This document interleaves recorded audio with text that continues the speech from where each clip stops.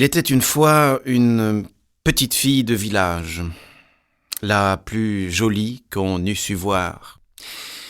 Sa mère en était folle, et sa mère grand, plus folle encore. Cette bonne femme lui fit faire un petit chaperon rouge qui lui seyait si bien que partout on l'appelait le petit chaperon rouge.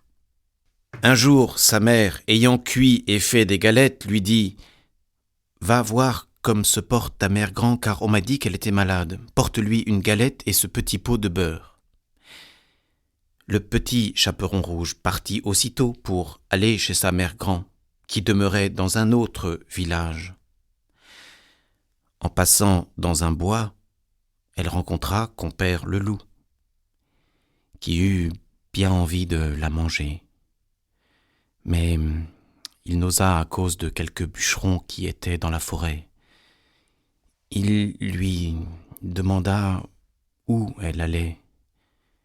La pauvre enfant, qui ne savait pas qu'il était dangereux de s'arrêter à écouter un loup, lui dit « Je vais voir ma mère grand et lui porter une galette avec un petit pot de beurre que ma mère lui envoie. » « Demeure-t-elle bien loin ?» lui dit le loup.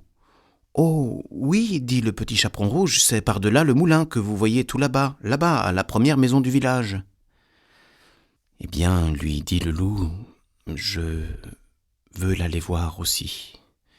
Je m'y en vais par ce chemin ici, et toi par ce chemin-là, et nous verrons qui plutôt y sera. » Le loup se mit à courir de toute sa force par le chemin qui était le plus court, et la petite fille s'en alla par le chemin le plus long, s'amusant à cueillir des noisettes, à courir après des papillons et à faire des bouquets avec des petites fleurs qu'elle rencontrait. Le loup ne fut pas longtemps à arriver à la maison de la mère grand. Il heurte. Toc toc.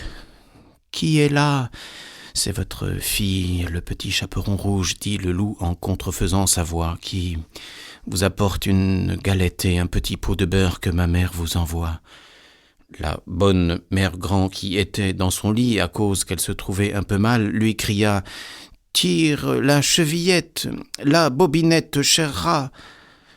Le loup tira la chevillette et la porte s'ouvrit.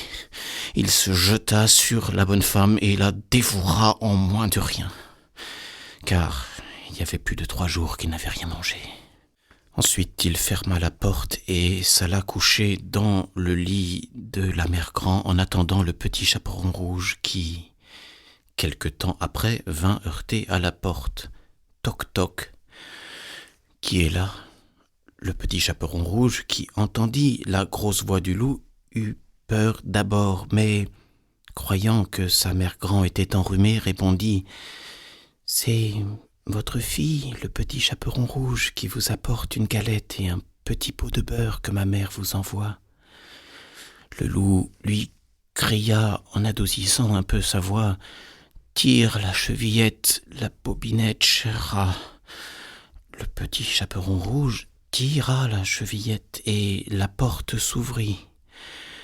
Le loup, la voyant entrer, lui dit en se cachant dans le lit sous la couverture « Mets ta galette et le petit pot de beurre sur la huche et viens te coucher avec moi. » Le petit chaperon rouge se déshabille et va se mettre dans le lit, où elle fut bien étonnée de voir comment sa grand-mère était faite en son déshabillé. Elle lui dit « Ma mère grand, que vous avez de grands bras, c'est pour mieux t'embrasser, ma fille.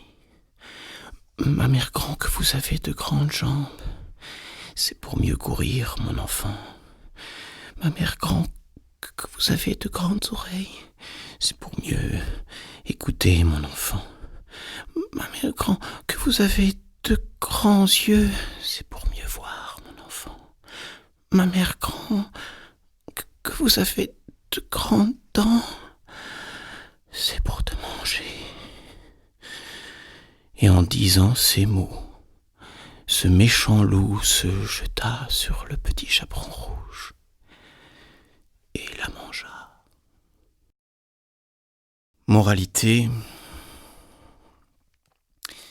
On voit ici que de jeunes enfants, surtout de jeunes filles, belles, bien faites et gentilles, font très mal d'écouter toutes sortes de gens, et que ce n'est pas chose étrange s'il en est tant que le loup mange. Je dis le loup, car tous les loups ne sont pas de la même sorte. Il en est d'une humeur accorte, sans bruit, sans fiel et sans courroux, qui, privés, complaisants et doux, suivent les jeunes demoiselles jusque dans les maisons, jusque dans les ruelles. Mais hélas, qui ne sait que ces loups doucereux de tous les loups sont les plus dangereux?